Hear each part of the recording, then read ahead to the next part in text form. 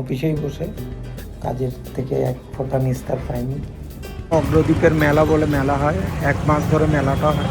এই যে পুরো রাস্তাটা যা লোকজন দেখতে পাচ্ছে পুরোটাই ভিড় অগ্রদ্বীপের মেলা। কাল থেকে পুরো জ্যাম থাকে রাস্তাটা, এখন তাও অনেকটা ফাঁকা হয়েছে।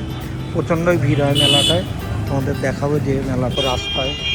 এই যে আমাদের কাস্টমারের একজন কাস্টমার ব্যবসায়ী, তার একটা গাড়ি দাঁড়ানো রয়েছে, তার একদম নতুন। এগুলো বিজনেস করেই সম্ভব। চাকরিজীবীদের অনেক ইএমআই নিতে হবে, এরা ক্যাশে কেনে। শুধু দেখানোর জন্য লোন করেছিল, পুরোটাই ক্যাশে।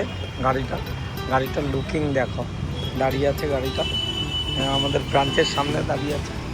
গাড়িটার লুকিং দেখো, সামনেরটা যেমন টোটাল গাড়িটাকে কেমন দেখতে। মেলার ভিড় দেখো এখানে, টোটাল মেলাতে যা ভিড়।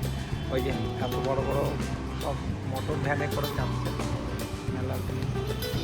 আইসক্রিম খেতে এসেছি দোকানে, আমি আর স্যার মিলে আইসক্রিম খাওয়া হবে এখন এই কাকুর দোকান থেকে। অনেকক্ষণ ধরে মেলার লোক দেখাচ্ছিলাম, এবার মেলার দিকে যাচ্ছি। দেখো আমি আর ভাই মিলে যাচ্ছি। এই রাস্তাটা নতুন হয়েছে, মার্কিং করছে। এই যে লোক ভর্তি সব কিছু করে যাচ্ছে। এই ব্রিজটাও দেখো, খুব সুন্দর ব্রিজটা। বর্ষার সময় আরও ভালো লাগে, চারিদিকে জল থাকে। ব্রিজটার উপরে অনেক ছেলেমেয়ের ভিড় হয়। এই যে এরাও দাঁড়িয়ে রয়েছে, সবাই সেলফি ভিডিও করে। আর এই গাছ এর মাঝখান দিয়ে এই জায়গাটাও খুব সুন্দর লাগে। বসন্তকাল আসলে আবার দেখাবো, পাতা তো ভর্তি। দেখো কেমন ভিড় হয়। অন্য সময় রাস্তাটা প্রায় ফাঁকা থাকে, এখন এত ভিড় মেলায়।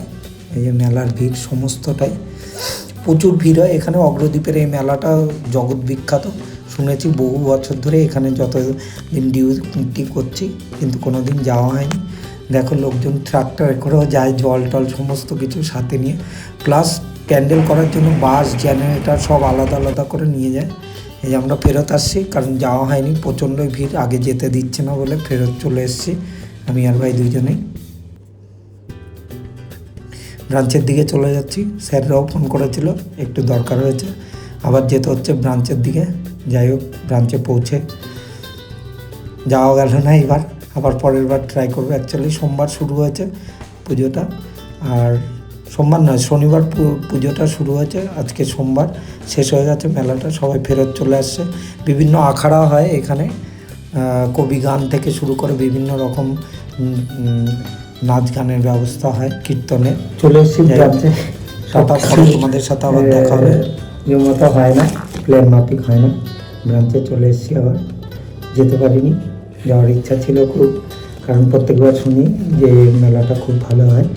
তো চেষ্টা করলাম তোমাদের দেখানো, কিন্তু দেখাতে পারিনি, কারণ অনেক দূর গিয়েও ফেরত চলে আসতে হয়েছে।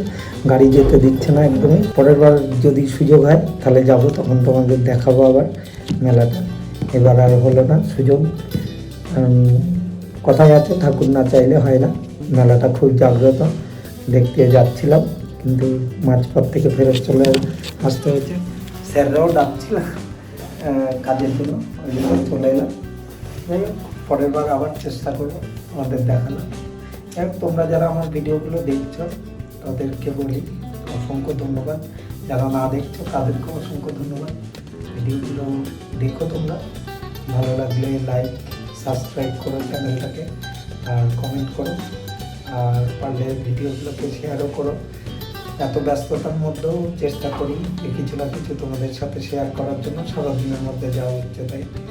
তো হয়ে ওঠে না, অনেক টেনে হিজড়ে নিয়ে চলেছি এটাকে, কোনোভাবেই ছাড়তে চাইছি না, আর ছাড়ার কোনো ইচ্ছাও নেই। তোমাদের সাথে এইভাবে যদি কানেক্টে থাকতে পারি, অনেক প্রচেষ্টা করছি থাকারও।